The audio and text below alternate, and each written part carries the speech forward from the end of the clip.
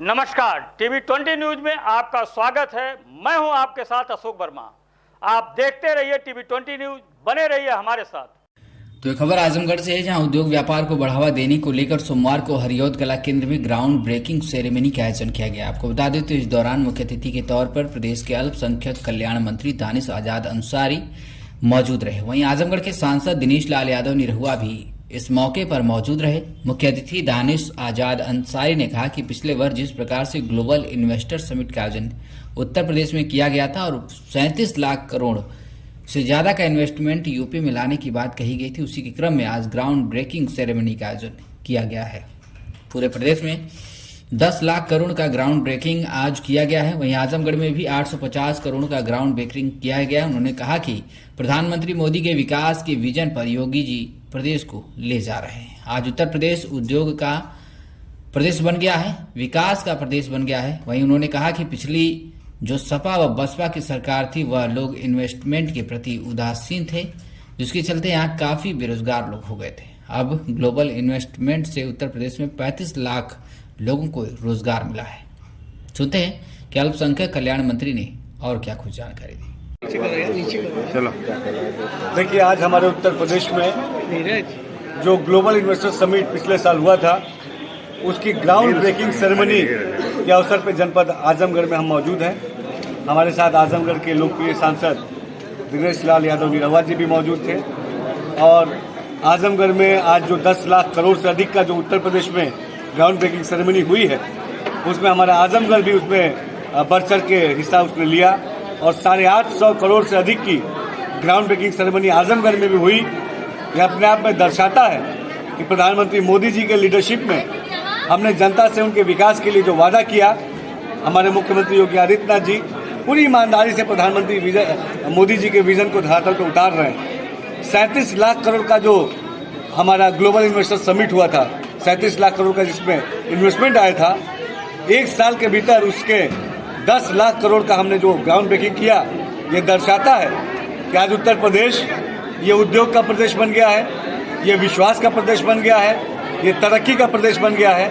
और निश्चित तौर पे देश से ही नहीं, दुनिया भर के इन्वेस्टर्स आज उत्तर प्रदेश को सबसे इम्पोर्टेंट प्रदेश मानते हुए यहाँ इन्वेस्टमेंट करने की इच्छा जता रहे हैं, इन्वेस्टमेंट कर रहे हैं। और निश्चित तौर पे इस इन्वेस्टमेंट से उत्तर प्रदेश को के विकास को एक नई गति मिलेगी, एक नई दिशा मिलेगी। खासतौर पर नौजवानों को, 35 लाख से अधिक नौजवानों को इससे रोजगार के अवसर उपलब्ध होंगे।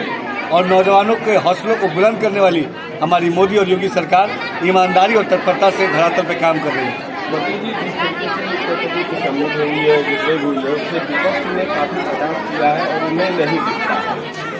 देखिए, विपक्ष हताश है, निराश है, क्योंकि विपक्ष ने कभी नहीं चाहा कि हमारा उत्तर प्रदेश विकास के पथ पे आगे बढ़े। जब सपा शासनकाल था, जब बसपा शासनकाल था, तब इन्वेस्टमेंट के प्रति उनकी उदासीनता, इंडस्ट्री के प्रति उनकी उदासीनता किसी से नहीं छिपी। उन्होंने एक उत्तर प्रदेश को ऐसा माहौल उत्तर प्रदेश में बनाया था कि यहाँ कोई भी इंडस्ट्री अपना इन्वेस्टमेंट करने से हिचकिचाती थी, डरती थी। लेकिन आज हमारे मुख्यमंत्री योगी आदित्यनाथ जी ने उत्तर प्रदेश जो कार्यक्रम रहा है, आज कार्यक्रम रहा, क्या उद्देश्य करना चाहेंगे? देखिए, अभी जो ग्राउंड ब्रेकिंग सेरेमनी थी, इसमें जो हमारे उत्तर प्रदेश का लक्ष्य है, उसमें एक बहुत बड़ी सहभागिता हमारे आजमगढ़ ने निभाया। और जो ये काम हो रहा है, हमारे आजमगढ़ के इन्वेस्टर हैं, उन्होंने अलग अलग क्षेत्र में इन्वेस्टमेंट किया है।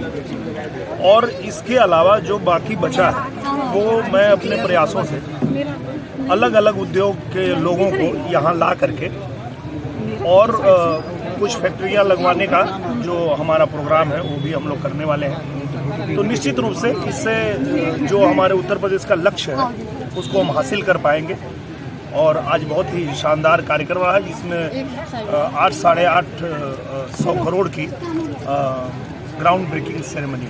सर, आपके द्वारा जो यहाँ पे फैक्ट्री, लोहे की फैक्ट्री लाई जा रही है, लोगों को रोजगार मिले, इस तरह से प्रयास आपने किया है, क्या कहना चाहेंगे लोगों को? उसमें चूँकि मैं TMT सरिया का ब्रांड एम्बेसडर भी हूँ, तो उनके मालिक से मैंने बातचीत किया कि आप एक फैक्ट्री हमारे आजमगढ़ में भी डालिए, क्योंकि आजमगढ़ के लोगों को बाहर जाना पड़ता है काम के लिए, रोजगार के लिए।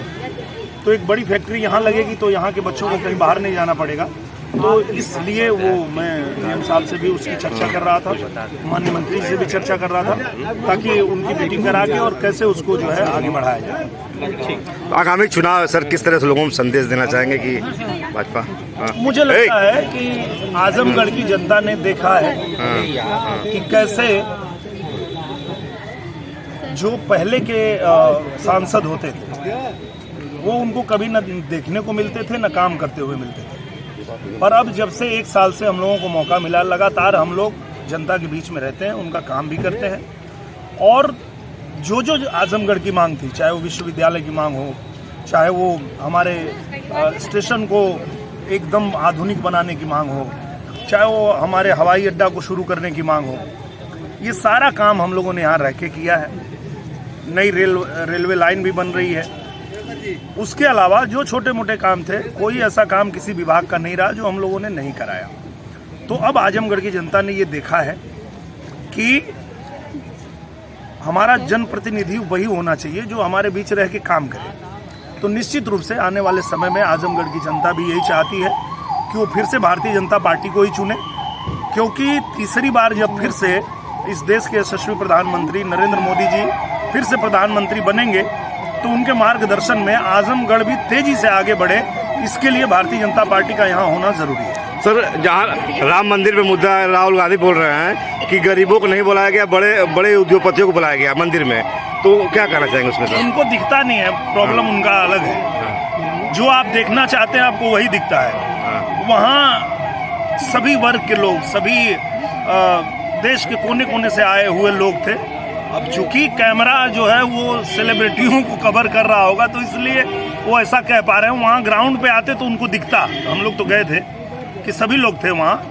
तो कोई बात नहीं, कभी वो वहाँ पहुँचे तो वहाँ उनको हकीकत पता चलेगी। ठीक।